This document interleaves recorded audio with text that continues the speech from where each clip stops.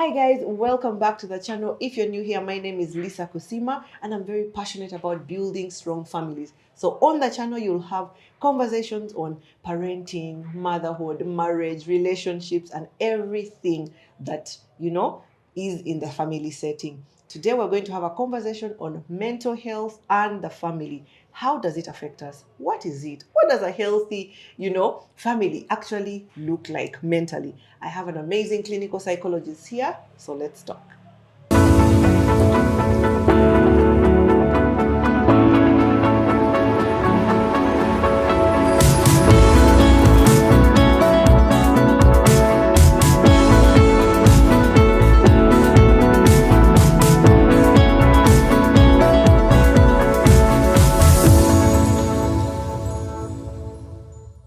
This episode has been shot from Serene Beauty.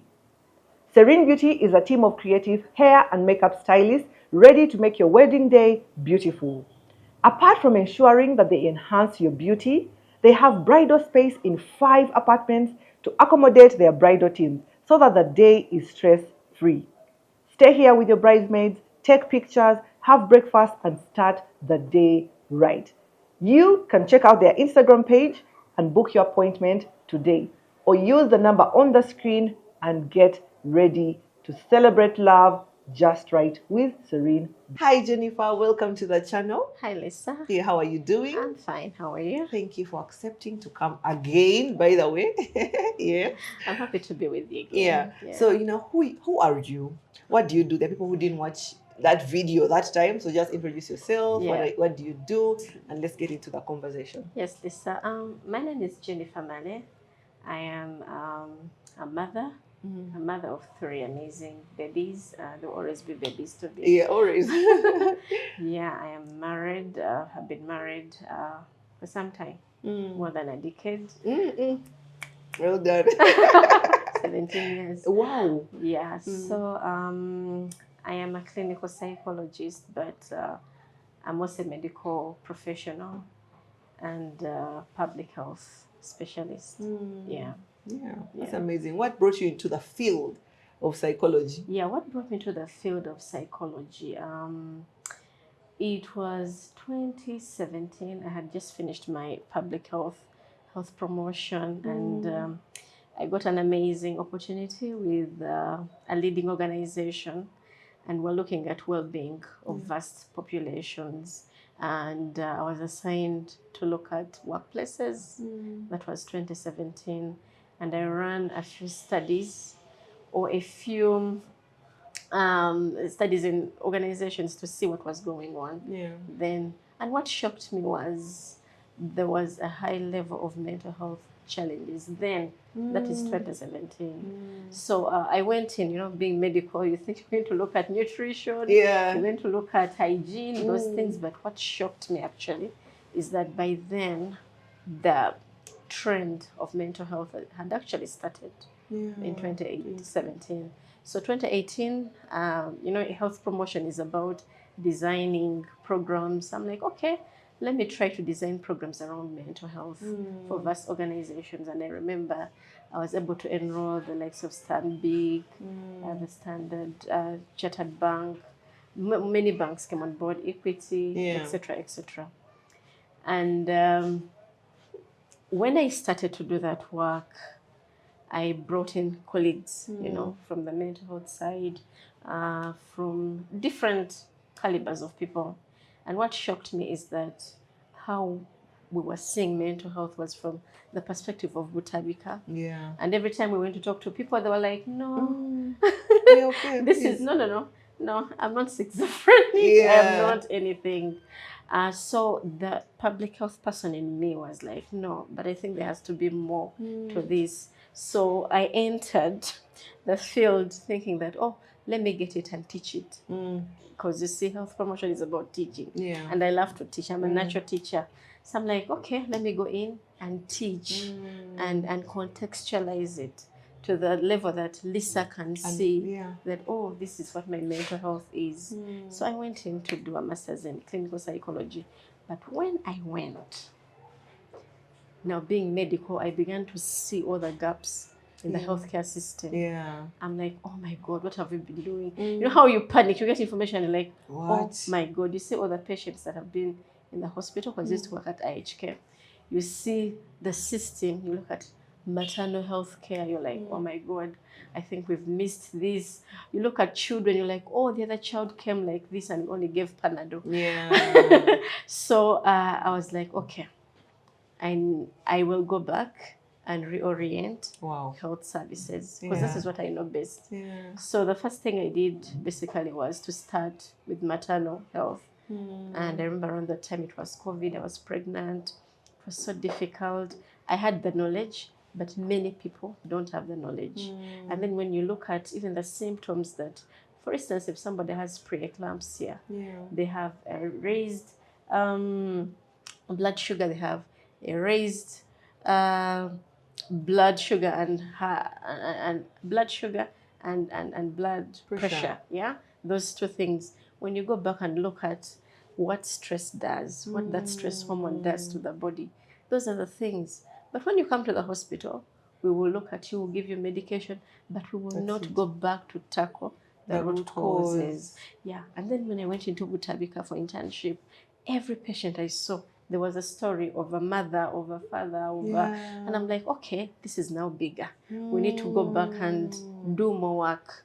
So my approach to mental health is a blend, of health promotion, because health promotion is about helping people to acquire personal skills, skills that can enable you as an individual to live a healthy life. It's about building communities. It's about developing good public health policies that can enable us to function well. But also another pillar is reorienting health services. When the doctors get the buy-in, you know, if somebody is looking at you, you've come in with diabetes, and they're looking at how is she doing mentally, you get a different product altogether. Or the range of care will be holistic, you understand, as opposed to. So that is the approach I've taken to try and contextualize where does medical practice and psychology meet. Yeah, that's amazing. And you talk about the time you're in Butabika and you're talking to these people, and everything seems to go back to family. My mother, my wife, you know. My mother, my wife. Yeah, and when you go into addiction, that is what family, you see. It always goes Family, back somehow. My mother left me, my father left me. And then when I went now deeper to do, we shall talk about it in the coming questions, you see that everything starts with the family. That's a light bulb moment, you know, for everyone to think about. So when you talk about mental health in family, you know, what does a healthy family look like mentally? Yeah, so I love to start from first principles. You know this, I always do it. So let's start with what mental health is, because that is what blew me away. That is what altered my approach. Because mental health is not Butabika, it's not the mad people that we see, but it's basically 4 things. Mental health is a state of well-being where every individual realizes their potential. Number 2, they can manage daily life stresses. Number 3, they can work productively and fruitfully. And number 4, they're able to bring a positive impact in the community. Just for things. Just for things. Wow. So Lisa, if you to look at yourself. Number 1, knowing who you are as a person. Realizing your potential. Good. Number 2, coping with stress. Number 3, working productively and fruitfully. Number 4, making a positive impact in the community. If we are to look at those 4 things, what would be your score? As Lisa now. Like 8. Yeah.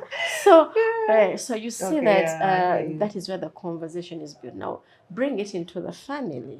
How does the family speak to that? Light bulb momented, Lisa. Did you know that studies have shown that children actually internalize parental stress even when nothing is being said? So that's Lucidica with you and your husband may turn out to be a personality trait for your child. Please watch out. A mentally healthy family is a family where individuals in that family, everybody knows who they are. in this family context. Like you as an individual, Lisa in this family, I am Lisa and I'm a part of Lisa's family. Yeah. You understand? You're not losing yourself. Like this is all of us. But who is Lisa? You as a person. Yeah, in this family. Who am I? There should be healthy boundaries in this family. You realize that boundary setting, even in my line of work, I see that people struggle a lot with setting boundaries. And when you ask them, they'll be like, okay, I've never even heard about boundaries.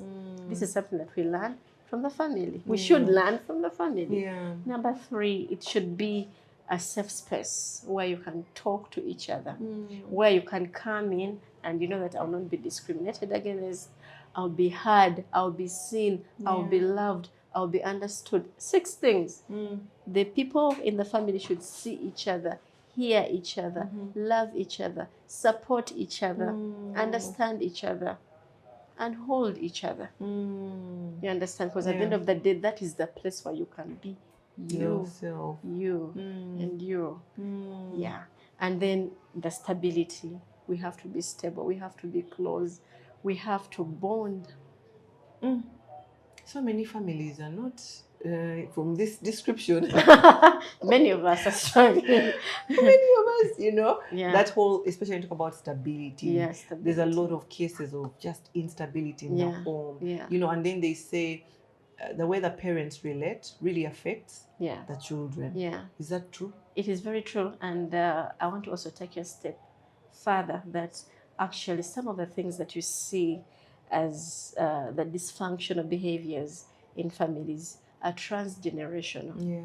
You know, the things that came from so many generations. You know, if your parents, the way your parents parented you is how you're going to parent your children. Yeah. And your children are also going to parent the same way.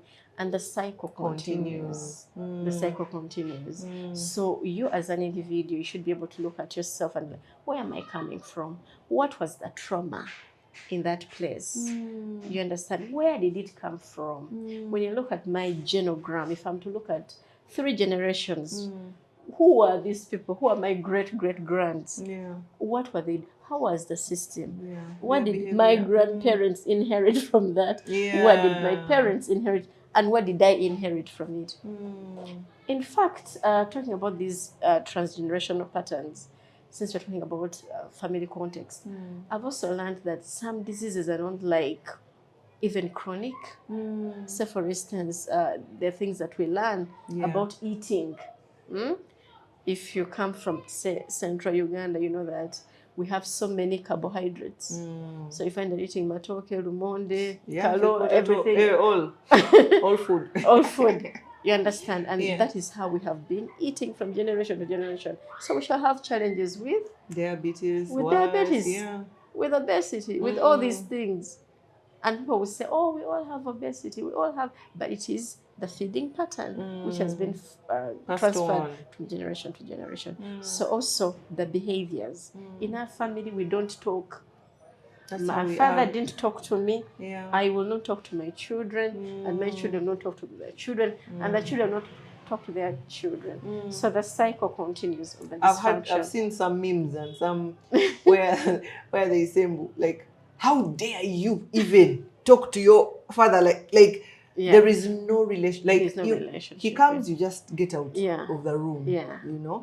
So those are things that have been passed on. So even you, as you're growing up, you think that is the way. And then you can't give what you don't have. You understand? If you didn't see functionality in a family, you cannot give functionality. You cannot deceive yourself.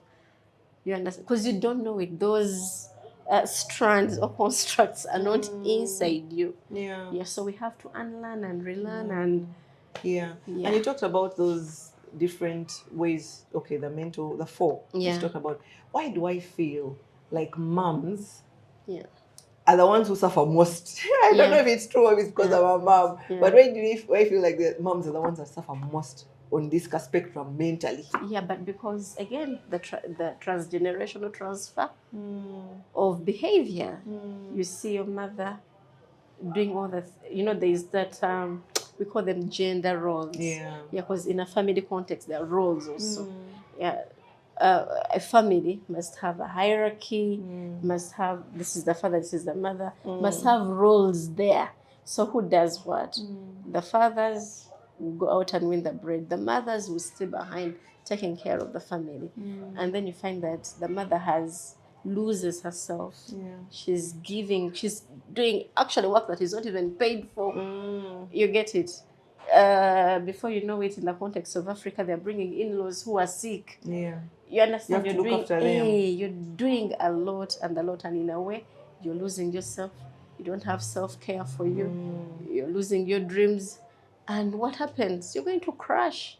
Because you see, Lisa, like I said, you can't give what you don't have. We must operate from a place where we are resourceful. Like, if I am loved and I feel the love in me, I have the love and I'll give it to you. When I'm strong and I have rejuvenated, when I have the strength to carry the babies. But when I'm coming from a place of scarcity and strain and, exhaustion, even what I give off is exhausted energy. So what do mothers have to do to just remain in that state of, okay, you may not be a 10 out of 10, but at least a healthy, you need to prioritize 6, 7, 8. I don't know. You need to prioritize yourself, knowing that I am the center of this entire mix. You understand? If I'm there, that means that I need to take care of me so that I can take care of others. And it's actually not selfish to be yourself and to love you and to take care of you. Because when I'm taken care of and I'm well hydrated and I'll be able to give it out. So you should know that your health and your well-being and your stability is central to the functioning of the family. So you need to take care of yourself. There has to be that boundary. No, we're talking about boundaries actually now. Boundary of where is Lisa, where is Jennifer, and this is Jennifer's space, please. When everybody's going to bed, respect it, please. This is do not disturb. That sort of thing. And it is not selfish to do that, because we never saw our moms do that. You understand? So you see, it is like monkey do, monkey see, monkey do. So you saw your mom in that gender role of caregiving, chronic caregiving without any break, and that's what you think is right for you. Yet it's actually now affecting you mentally. And we're seeing lots of, like you're saying, people think mental health is when you've run mad, you're in Butabika, you're undressing and stuff like that. But we have so many people who have mental issues, but they're just operating. Like you can't know. You may be here, kumbe, you are, and I wouldn't know. So what are those signs, especially for moms or in the family setting, that we can pick up on and say, actually, Lisa is not okay. Yes, she's smiling, she's happy, she's hosting, she's not okay. The first place is your feelings. How do I feel right now? Should you feel anxious? Should you feel sad? Should you feel depressed?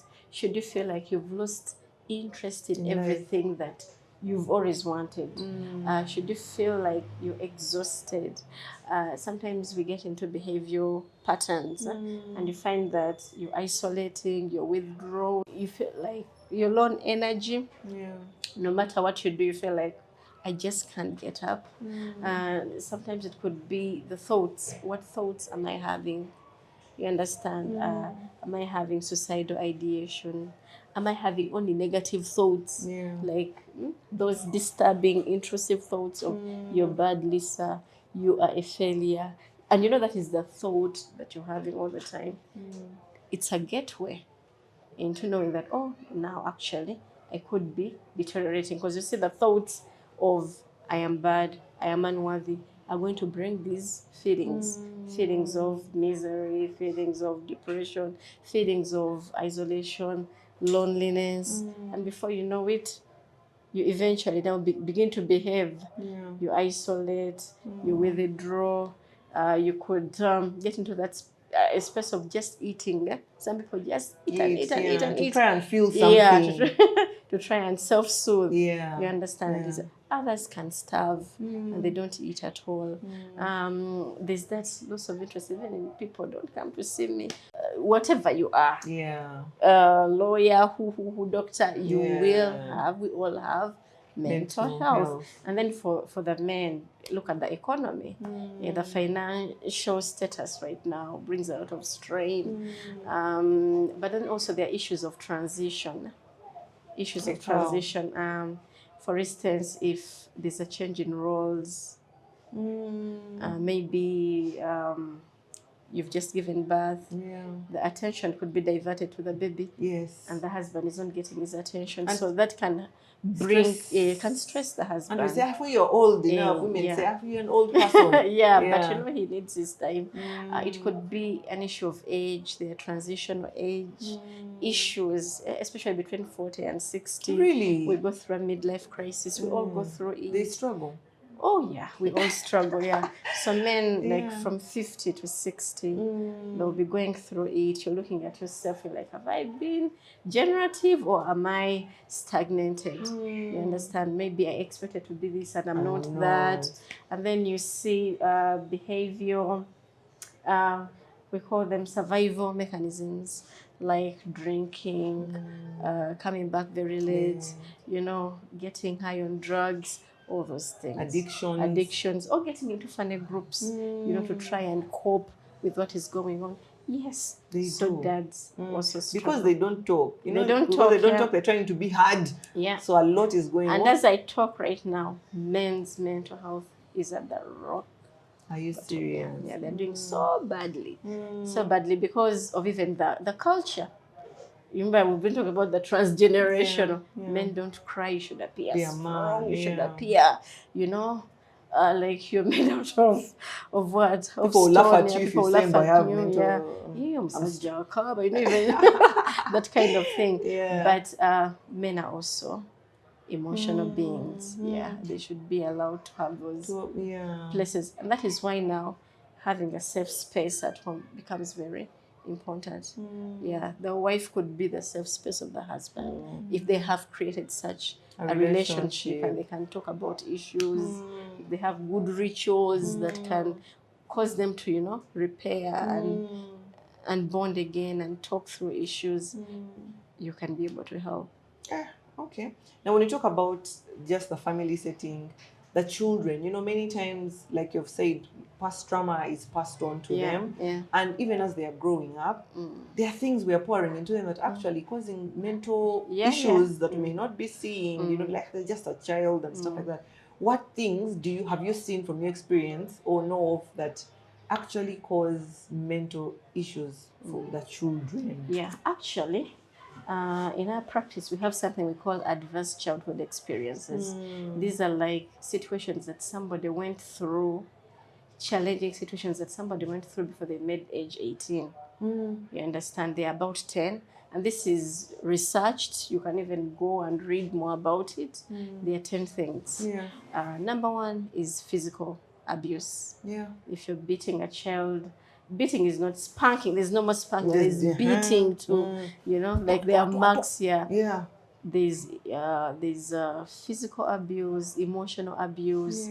You're abusing, you're calling names and all those things. The child will be affected. We have physical neglect. Sometimes children are neglected. They're not fed well. They are not dressing well. They are not provided for. You forget them at school.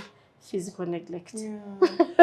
Actually, when you just talk about that, you know, at our school, they have this thing where we have parenting seminars, and then after the parenting seminar, you go to the kids' class and maybe write them a letter.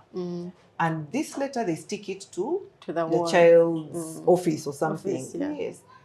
But there are some kids who never have letters. Exactly, And then, you know, when they come in therapy as adults, if I'm to go into that brain, they'll bring that information that I am neglected. Yes. In fact, I've been so fascinated at how the brain brings all the information. Information like from the womb.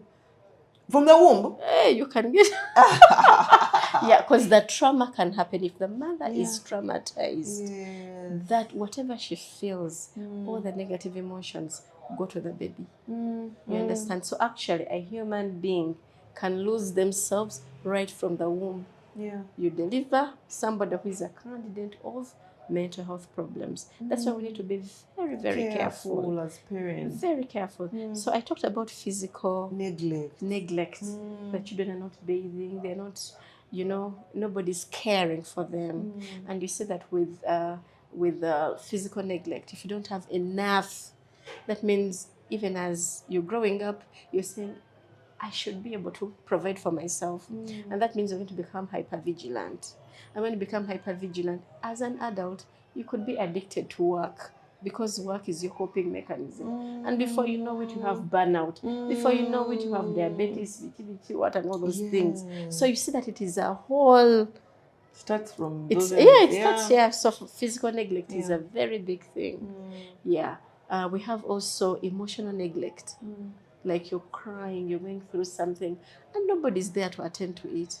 Oh, you tell them and they now wait. You know, many times they're like, stop crying, everything, stop crying. But we are all, remember the things that we talked about: see me, hear me, love me, understand me. So physical neglect is there. Issues of divorce and separation is a fifth one. All those are adverse childhood experiences. If parents are fighting, the kids suffer.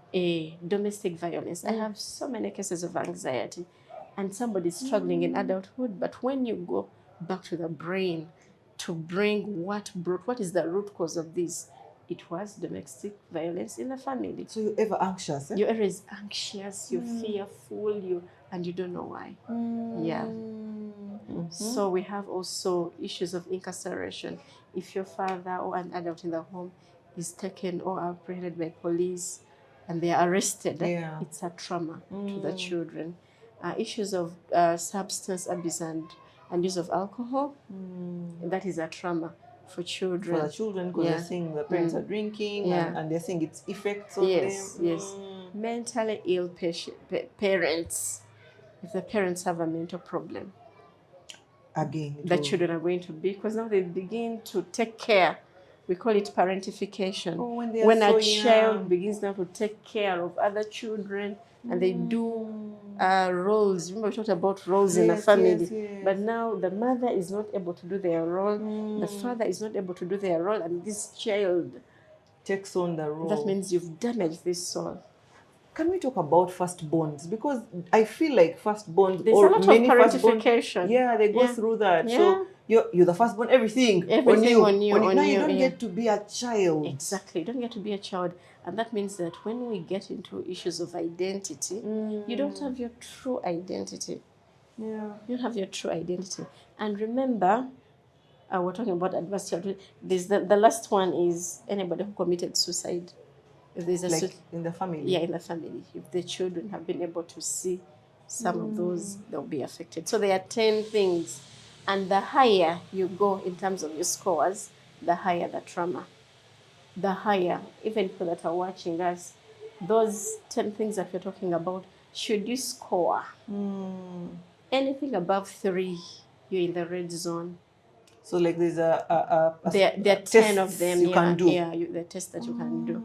Yeah, so we have physical abuse, emotional abuse, physical neglect, emotional neglect, divorce, and separation, or even death. Death is a big one. Death of parents. Then we had domestic violence, use of substance abuse. We had mentally ill. And then issues of suicide, there are 10 things. So you look at those in case any of them happen to you. And then now what we see in current research is that those adverse childhood experiences have also been tagged to diseases. So there was actually a study that took place in the US for over 10 years. They were looking at all people that had chronic illnesses and mapping out the adverse childhood experiences. Oh, wow. Issues of infertility, issues of, they're all tied back to you went through an issue that overwhelmed your system, because the mental is connected to your physical body. Whatever you go through goes to the body, and the body will be altered and you will be sick. Yeah. I've seen people with autoimmune disease. I've seen people with all sorts of things, diseases that, so for instance, there's what we call functional neurological disorder. People used to say hysteria or conversion disorder in children. Yeah. Now, those children, I say a couple of them, but most of them have adverse childhood experiences. So even when you're treating them, you treat the child, but you also treat the parents in terms of how they engage with the child. I feel like for parents or for us adults, you can easily say, something is not right, I need to do. But then for the kids, you may not know. So what are those signs in the kids that we can pick and say, you know, this, okay, something is affecting them, they're not okay. Sometimes, okay, like sometimes if you have a child who is already, let's say, potty trained and is okay, is now, then all of a sudden they regress. They regress. So what are some of those signs that we can see that something is happening? Yeah, so emotional outbursts, you understand? If they're little children, the regression of milestones. If the child was moving well, now you see they are regressing. That is something to think about. Emotional turmoil, like you see the child is always crying, and you understand, like something like out of the normal. But then also anxiety and fear. The child is very afraid. You understand? You call them and they can't even respond. Yeah, like, what have I done? Yeah. So those are like external things you can see, but also there are also internal things. Like if you find that they are numb, your child was always warm, but now they are numb. Like you can't even get to them. You know that, there's an issue here. Yeah. So, and then also if they're older kids and they're going to school and now they are dropping in grades, that is something you need to find Don't out. just say, read more. Read more. What? You know, parents, sometimes we want to treat the symptom and not the root cause. But now I want to talk about that condition, that functional neurological disorder. Sometimes they are falling sick all the time, and you go to hospital and they're telling you now go to the neurologist, no, go here, check everything. You do see the CT scan, it is okay. And sometimes you can even have seizures. I've seen children, they have seizures, but they're not like epileptic seizures. These are functional seizures. So sometimes these issues overwhelm the nervous systems of the children, and then they will have those symptoms. A child can tell you, I'm in pain, I feel pain everywhere, I can't walk, I can't. You check everything and you don't see it. Should you see some of those symptoms, there is something happening to the child. Now, like the maids we have, sometimes they mistreat the children. You don't know, but be very observant about this thing of going to the hospital. The child is telling you, I'm sick, I have a lot of pain, and the doctors are telling, but we don't understand the pain. Please go back and check what is going on. Yeah. Sometimes it can be scary to imagine that, because you can't touch mental.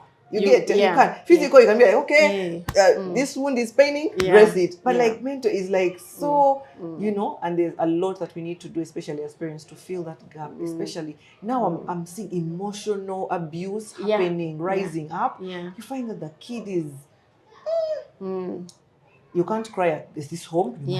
And kids, we want them to be in this shape, do this structure, and sometimes it can be overwhelming. Children and they also need, because listen, let me also talk about the stages, because you see the foundation of how you evolve as a human being. The first 23 years is very important.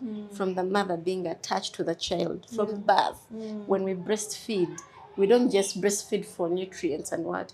There's that attachment. The most important thing that makes a human being is being able to bond with other human beings. So if the mother has not provided that, then that means you're damaged from there. We move to another level of where you have to be autonomous.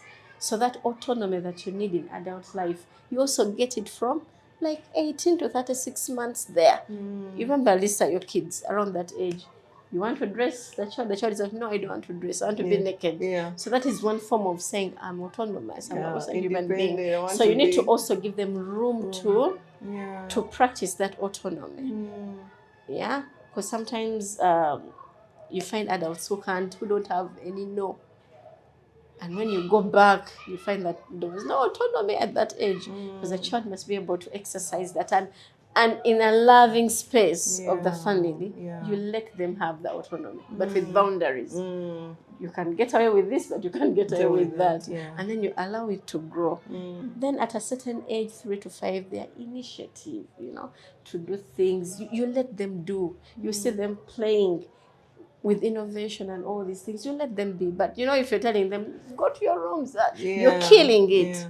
You And even a understand? small one there, even Eh. like you've mentioned, that independence. Yeah. Kids start and they want to choose, let's say, their own clothes. Exactly. I've seen it in my girls. Like, I want them to look a certain way, so I want. Then they say, "Mommy, I don't want." Then you're like, "You must wear that dress." You know, it starts from those simple things, and then you find that you've not given them a bit of independence. You've not given them a bit of decision making. So you find that people are not making decisions because your mother made every decision for you from the beginning to the end. And that is what you know.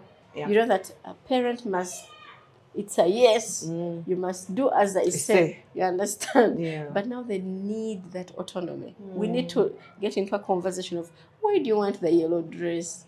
Okay, so today we put on the yellow, but next week you put on mine. Then, okay, mommy. Yeah. You understand? You have exercised that autonomy and you've given them power to choose. But now there's also the boundary of I'm also there. Yeah.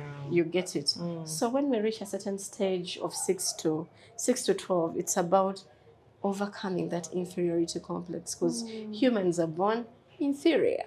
So you must be able to be a person who knows who they are. You have your self-esteem. Yeah. So 6 to 12 is about building the self-esteem. You understand? And that is also a parent's role. Yeah. And you're building mental health meanwhile. Yeah. All that is mental health. Wow. You're building the esteem. You're allowing them to be industrious. They're overcoming their inferiority complex. And then they get into adolescence, where it's all about this identity. Who am I? They must overcome that identity crisis. They come out as individuals that can be independent, who know who they are, with their values, ready to meet the adult life. So if we are broken as a family and those things have not been given, that means somebody gets into adult life and they're not full. They're struggling. And what does that bring? Mental health challenges. Wow. Because they don't have it all together. Yeah. Because adult life is so difficult. You understand? But when you have these building blocks, you're able to know that, now this is a case of no. We talked about mothers saying no. Are they able to say that? Do they have the autonomy to say that, I'm Lisa, I exist as Lisa, and this is about Lisa? Yeah. You understand? Yeah. Do you have the identity? Do you know your values? You get it? Who are you anyway? So if you have a fake identity, it's going to backfire in adulthood. But where do we get all of that? In the family. And we're talking about self-regulation. At school, they taught my 5-year-old. Yes. Self-regulation. And we laugh. I'm like, oh my God, she's just 5 and they're teaching them that. And I was like, really, really impressed because as kids, they have emotions. They have all these things. Now, we may not allow them to get away with everything, but we need to teach them how to regulate their emotions. Because if you can't regulate your anger, guess what? He's going to grow up and start beating people. Yes. Because they didn't learn to regulate themselves. You know, so we keep practicing at home. Regulate. Even like a 2-year-old and we burst in. Sometimes she tells her sister is crying. Then she's like, Rain, self-regulate. Then if you tell her, she can learn to kill you. So I think it's just that intentionality as parents to know that emotionally, yes, you're raising these children physically and all these things. Yes. Make sure that their mental state is... do they know what it means to feel angry, to feel annoyed, to be happy, to be sad?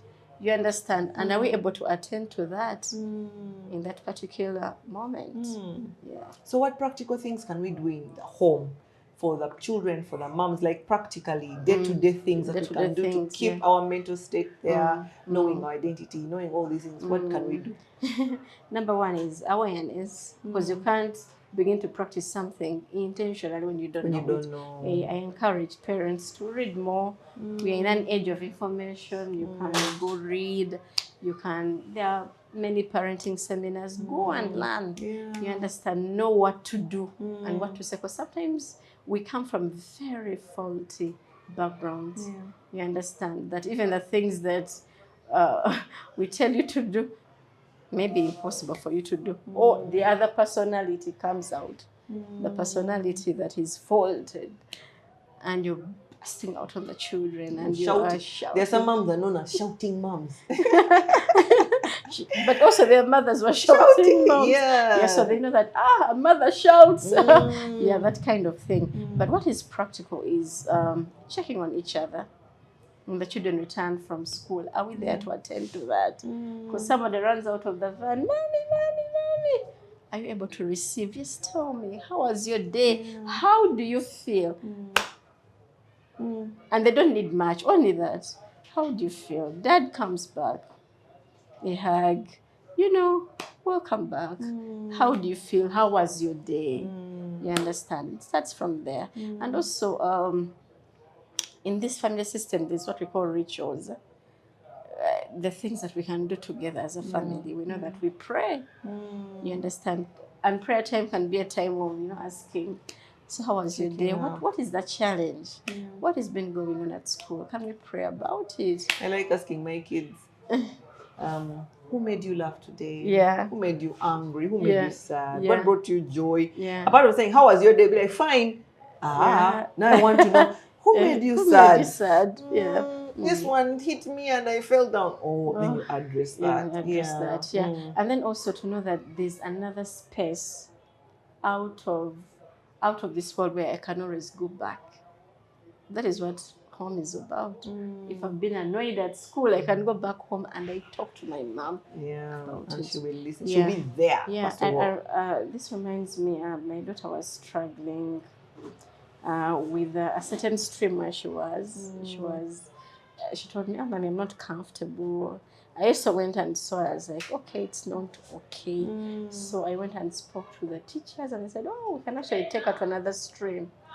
So when she shifted to that other stream, she told me, Mommy, thank you so much. I'm so glad I have you. You can address my problem. And for me, it looked like something very simple, but she took it in a very... She said, I was struggling in that class. I felt like most of my friends had been put in this other class and I wanted to be with them. And the mood changed. She's happier. So I think we need to be more intentional and listen. Listening, active listening. Not, okay, but what do you mean? What happened at school? Okay, what did the teacher say? Because sometimes teachers are very stressed and they're saying things that they're the ones saying the words to them. They're telling that you have a very bad handwriting and the child is so angry. You're very bad in class. You must be able to be the safe space. Like, okay, what's going on? But I've seen you improve. You started from a 50, now you're at a 60. Now can we set goals? Maybe you go to a 65. You're making progress. You don't have to be... And school is now very competitive. There's a lot of competition, pumping children, but you should let your children know that, yes, that competition is there, but you're not competing against anybody. You are here and we're here to support you. Do your best. Do your best. For you, not for everybody. And actually, I've seen many things that are causing children to be mentally disorganized. School. Work, bullying. And sometimes I'm just like, if my kid was bullied, would I know? You're like, would I find out? Like, what would I do? Because a lot of bullying is happening when in we schools. have the safe spaces and we are talking to each other on a daily, and it doesn't have to be like all the time. It's just that 5 minutes check time. I'm just checking in. How are you? How was your day? Who made you laugh? Who made you sad? Okay, Mommy, the other child said this. Oh, okay. I felt like I was bullied. Okay. And then you go and address it. I was having a conversation with my daughter. I was putting her to sleep, but they were frustrating me. You know how you tell children, I was just like, can you just see? So my daughter sat on her bed and she's like, you've made me sad. And I was like, okay, how did I make you sad? Then she told me, you are shouting and all this. And then I had to remember that that's how she felt. I can't squash her feelings. So I had to, we're not like the parents of those days of, how do you tell your dad he made you sad? They would finish you. or your mom. So I had to humble myself and say, I am sorry I made you sad. You know, it was not my intention. But can I share with you how you made me sad? You know, you are not obeying immediately. And then by the end of it all, we apologized. For me, I apologized for shouting. She apologized for not listening, you know. And it was a win. It was a win, yeah, okay. And she felt like I had listened to her feelings, you know. And it's those small things at home that make us and make the children feel like it's a safe space. Apologizing, you even as a parent, if you make a mistake, how do you do that? Yeah. So that little rituals, complex things. You know, sometimes we make things very complex, but little things, listening. Our rituals of playtime. Yeah, and you know, children talk a lot in play. They demonstrate a lot in play. They can bang the ball and then you know that, oh, what made you angry? And then they will tell you, you know, that teacher, so I'm trying to do this. This is teacher so and so. You understand? They will tell you. Play is very good, especially for children. Then as adults, again in the context of the family, we have that system of husband and wife checking together, talking. Especially for the men, if you don't pull out, they may never talk and tell you that they, you know, I was feeling like this. They may never. So I think it's intentionality, trying to communication. I think is the big thing. Yeah, communication is very important on both ends. And then the system of parenting the children, both of you with it. Sometimes we need to have like a joint voice. But sometimes it'll be like bedtime is 8, and then daddy comes back at 9 and he says, I want to talk to my children now. And the children are picking something. It looks like a very small thing, but they've picked a, you know, like a hole. So this is where the dysfunction is. You get it. So tomorrow you tell them, they're like, I'm waiting for daddy. Like, oh, but you know, sleep time is also part of mental health. And like, but daddy said. So we need to have that joint voice. Effort. The joint voice. What are we telling the children? If they've performed, what are we saying? Who is saying what? Where's the hierarchy? Issues to do with disciplining and what? That one. All of you, parade your reports. Daddy is coming. You understand? Because they need their father. They need leadership. Especially boys. They need their dads to be talking to them and telling them these things.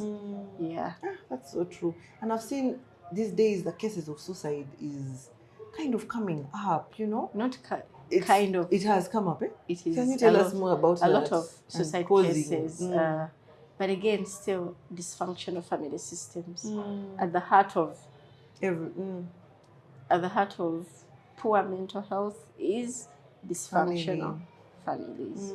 You understand? When people don't feel heard, when they don't feel seen, when they feel like there's nobody to support me, I've been misunderstood. Now, what is the point of living? Because even the cases, the ones that we've seen in the media, you say that, but this person must have been sick for a long time. Because the parents will say, oh, he wasn't showering. You see that they've already lost interest in life. They were not talking to anybody. And then parents, I want to urge you, you give children the gadgets. How? That one. Give them the gadgets, but also look at what are they watching? What are they seeing? One time I had a crisis intervention of a parent. A child posted 5 ways of killing yourself. And that was the post. Oh my God. You understand? So look, what are they looking at? Do you have a way of monitoring? I know they're tracking apps. Make use of them. Or just don't give them the phone. Don't give them the phone. Why are we giving children phones? Today I saw a video of, I don't know if it happened this year, but a video of a child, of course not in this country, but into a relationship with AI. And then AI was telling them you should do this, and the kid killed himself. Can you? I was like, not what? Like one case. There are so many cases of people that are actually training children how to kill themselves. So be mindful. What are my children? And then teach them. Tell them, you know, that technology is here, but not everything is good. Like the Bible tells us, everything. All these videos that are posted, you know, this month, the screen thing seems to be like the constant, because we're in a digital era. People are not as present. We are all on our phones. Even the kids on their phones. So they will look to what's happening on the phone and take that advice over Yeah. yours. And they say that from when they are young till about, like, as they become 6, 7, you stop being the voice. Yeah. The Now other teacher, voices. my friend. Yeah. So you have to make sure that You- as they are you are growing, there. you are there to Yeah. catch any of those Yeah, good things. yeah, you're there to counter Oh whatever my God. information is coming It's through. scary. It's Yeah, and then scary. remember, in the modern world, we are working, we are looking for money, there's a we are, lot. so we need to have some boundaries about what, like I was telling somebody today, taming my appetite. Like, you know, there's all of this, but I'm very comfortable with this so that I can be able to balance the other sides of my plate. Yeah. I could have 2 plates, and then there's this thing. I'm like, okay, let me balance these sides, and then I see. You understand? Yeah. I must be able to tame my appetite. That's so true. So when you talk about the Bible and all these things, how does faith and mental health come together? Because many times it's like they are separate. People feel like, when you talk about mental health issues, There's no spirituality. you're not faith. You don't have enough faith. You know, even when you hear if someone killed themselves, Yeah. they'll be like, why you? Yeah. You know. So how does faith come in with mental health, and how do we integrate them? Yeah. When I came on, I was from a church setting. Every Wednesday, I go to a church setting. Yeah. This also part came as a reality when I lost my mom. My mom had been in ministry for 35 years as a missionary in South Africa. She was my first patient. Wow. And I got to know a lot about what happens with people that are in church, they're serving. In most cases, she kept telling me, we need this in the church. So when she passed as a grieving mechanism, I said, let me find a church where I can just go and start a clinic. And my most complex cases are in church. Yeah. Tell us so more. man is in body, soul, and spirit. So we have the body. Yes. Me and you, we are talking. We have the soul. The soul is the mind, it's the conscious, it's the emotions. And that's where our mental health sits. The next realm is the spirit. So the spirit realm is, you and your contact with your spiritual being, your God. You understand? But when this middle layer, which is the soul, is wounded, you sort of don't have a connection with the spiritual. You understand? Because it is body, soul, and spirit. So the spirit man, of course, has contact with God. But when the soulish realm, you get it, is embedded in trauma. Yeah, so mental health in the spiritual is very important because man is in body, soul, and spirit. The body is me and you. We are talking. We are using our five senses: see, hearing, touching, and what. Hearing, you can hear me talk. Seeing me, you're seeing me. But then we have that soulish realm where we have the mind, we have the emotions, we have the conscious. So our mental health is in the soulish realm. Then the other realm is the spiritual. So when we know God as a spirit, because the Bible tells us that God is a spirit. And those who worship him in spirit and in truth. So everything has to do with the spirit as far as God is concerned. So if God is a spirit, then he has to move from the soul to the body so that we can see him physically in the life of Lisa. But now the soulish realm becomes a barrier, especially if you are wounded. You have gone through trauma. We've talked about the ACEs, and I see this a lot at church, in church settings where I operate.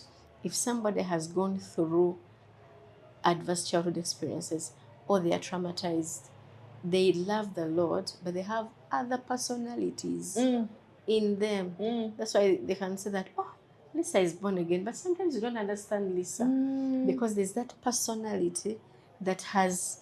So the spirit is there as in a shell of this trauma. So sometimes they are good, but other times they're very bad and they're very angry. And you're like, but they will read the Bible. So we need to get the healing in the soulish realm. We do a lot of trauma therapy, even in churches. These are things that should be there. If people are getting married, don't just do marital therapy, which is what can I call it? Which is low grade. Yeah. Hey, don't marry people with trauma on their faces, because they're going to go and do stuff to other people, and they're going to kill each other. I know. Yeah, Yes. let us go ahead and look at how do we change this. Okay, you want to get married? Tell us about your childhood. Yeah. What are the SCEs like? You went through sexual abuse. Maybe you have problems with sexuality. Yeah. Can we address it before you get married? Or we see that where there's a bit of neglect. You're likely to be an absentee father or absentee mother because you're engrossed in work. For you, work is your survival. Yes. You understand? But you are a Christian, but these things are all there, and you see them. You see some people that are traumatized, even when they're ministers or they're leaders in church. There's something that comes off. Somebody could be a pastor, but they're using abusive language of Katwe market. Yes, they are fire spitting. They're fire spitting. So you see that there's this multiple personalities there, which causes now a contradiction of who you are and the spiritual that you confess to be.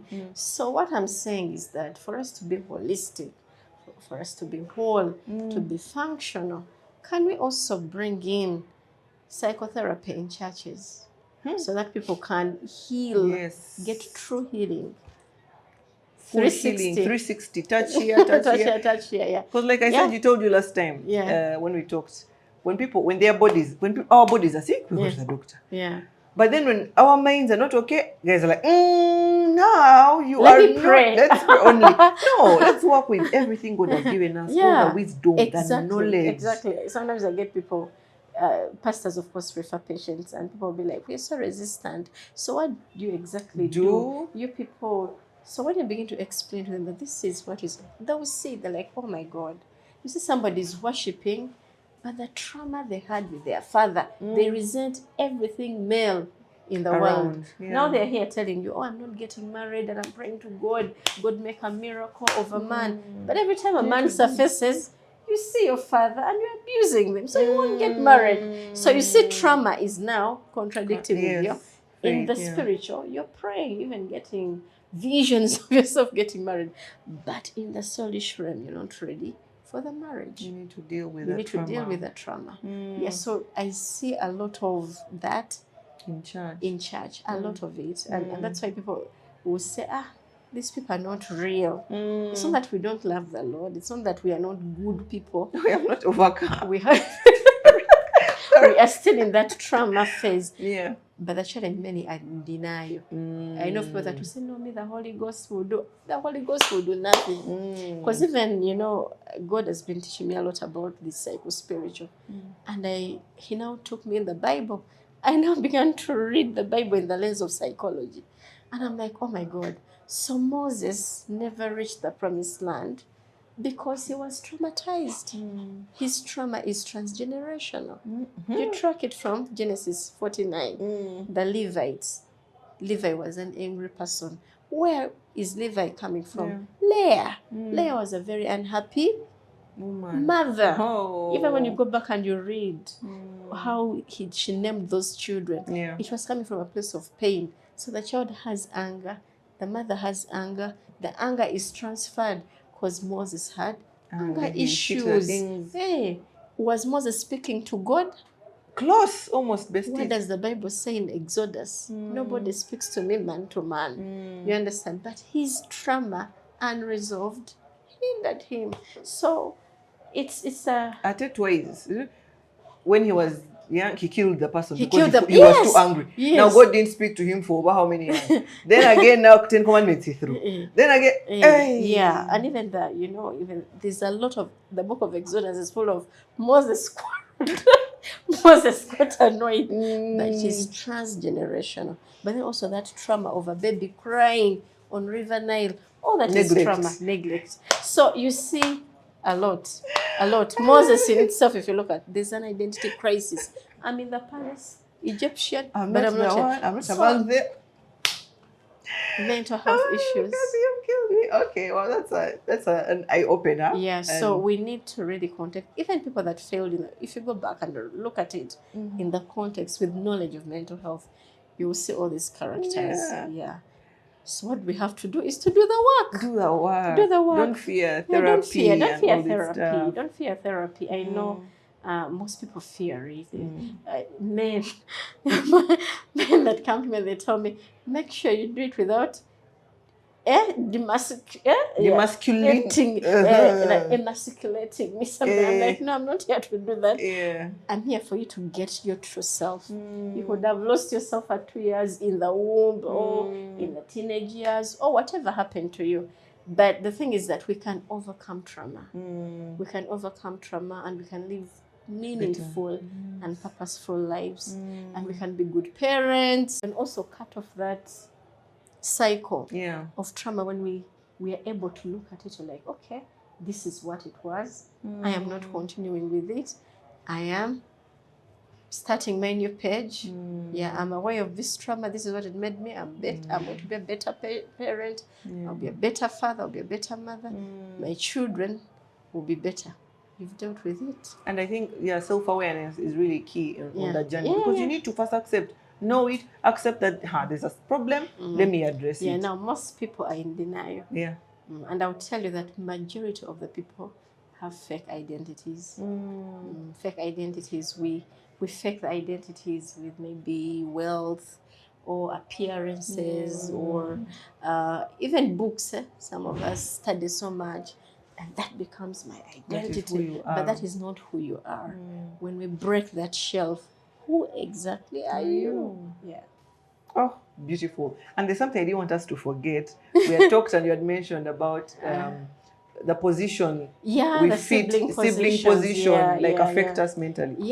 How so? In the family context. Setting.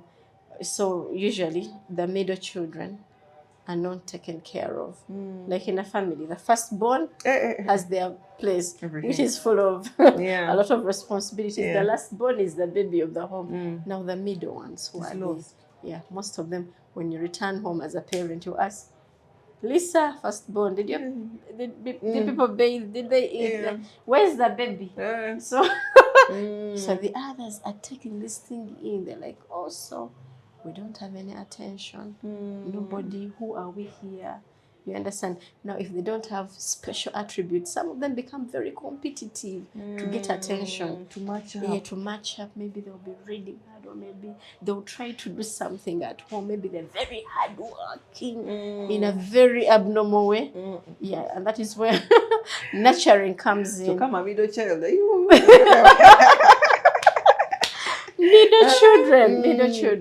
Middle children struggle a lot, and most cases they can become hyper, like they can withdraw, and they like leave the flow of the family, and they're like spectators, or they can decide to come out, and they usurp even the firstborn and the other ones. You understand, which is also a trauma response in a way.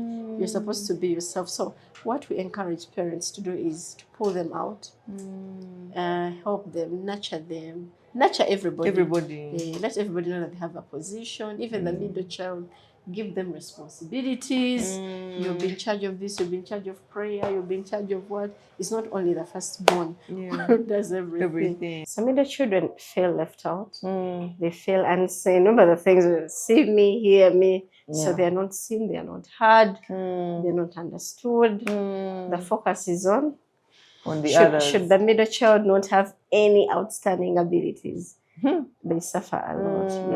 They suffer a lot. And some of them become wayward, get into addiction and all those things. So it's important that you bring them out. All of them. Bring them out. Especially be very intentional about the middle child. The middle children. Because these ones already have their places. The other will always be firstborn.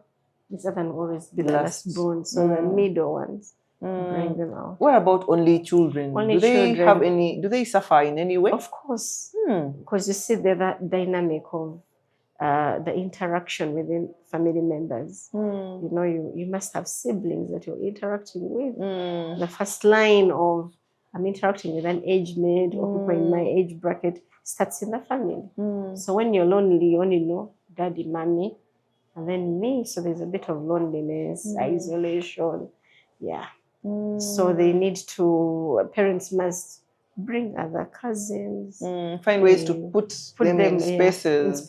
Where they can be and interact and live in places with other children. Yeah. Now, you know, all this time we've been talking about mother, father. It's a good dynamic, yeah? But there are many single moms out there. You know, how does that affect their mental state and also the kids? So with single mothers, there's an overwhelming pressure on the roles. Because now you're mother and your father at the same time. You're the breadwinner, but also you're the nurturer. You are the caregiver, but you're also the disciplinarian. So you are overwhelmed in most cases. And when we become overwhelmed, that means we will be able to have emotional outbursts, maybe saying things that we shouldn't be saying, like your children are a burden, getting overwhelmed. You know, when the mother is overwhelmed, where there's a dad, they'll talk to their husband, but now you're talking to children. So issues of parentification are also common, because now the children become the ones that soothe you. Like the man abused me at work, my boss. They are taking in all your jazz. So the children like you to be parentified, but the mothers are overwhelmed. They're overwhelmed. So in most cases, they need support systems. We encourage them. If you have male friends or an uncle who is reliable, the children need a father figure. You introduce somebody who is a father figure. But then also we can have single dads. Single dads. They also have the same thing. They have the same struggle. You're the mother and you're the father. You're the nurturer, you're the provider. So you must also bring mother figures, because children must have also a mother figure. Amazing. Such an important conversation. I've seen that everything somehow is connected to mental health. Like the family setting, we need to be intentional, because the decisions we make as parents affect our children in one way or another. So we need to be more intentional. So if the family setting, anyone in the family, or anyone would love to seek help, where do they go? Because many times a lack of knowledge. You don't know where places are. Okay, who is safe, who is not, who is you know, value system aligned. Value system aligned. That's so don't good just one, go to any other you make it do things. Value systems aligned, because we operate from a place of values. We have our Uganda Counselors Association. It's an association, an umbrella organization that supervises psychologists and counseling psychologists, clinical psychologists, everybody there. We have different practices. We have family therapists. Those ones engage with the family. We have clinical ones that look at disease and diagnosis and all those things. Now, most hospitals nowadays have incorporated. Feel free to talk to your primary health care giver. You could also come and visit us at New Genesis. That's where I sit. Zambia Hospital has, many hospitals do. Butarika is our referral place. But their colleagues, Humra, many others. Even online, if you check, counselors in all the psychotherapy in Uganda, you'll be able to get help. But don't keep quiet. Even Lisa's blog. You could some sort of therapy. Like people can go like a whole family, like you go father, mother, children for therapy. We do a lot of that, especially family therapy. Because you see, if somebody is a middle child and they're having an issue, you've dealt with them, now you're doing family therapy. Everybody comes. How is that person relating with the father? How are they relating with the mother? How do they relate with the siblings? And how do they relate with the entire family? But why do I think every family, you just go? I think just go and have, at least even if it's one session, to just have you'll find things, someone has been keeping quiet, something. Important, because remember I told you our premarital therapy is not so good. So many people, and if it's rushed, when you go to church, you're like, hey, 1 month, quickly. But they've not seen the trauma. So there are family members that will be struggling. We all cope differently. Even the ones that we think are coping well, they could be coping in an overt manner. So family therapy is good. Family therapy is good. Individual therapy is good. We need to Child just therapy is child therapy is good. Yeah. Like, let people just And in open their most minds cases, when to your it. child is sick, we need to do family therapy. In most cases, it is the entire system. Yeah. So when a child comes, you must engage the entire. Oh, thank you so much for being here, for sharing. Any last final, tips you want to share with parents out there? Yeah. Whatever you see in your children as a struggle isn't something permanent. You must be able to seek the assistance that you need from reliable people. Yeah, we have shared all the resources. Let us be intentional. Learn about yourself first.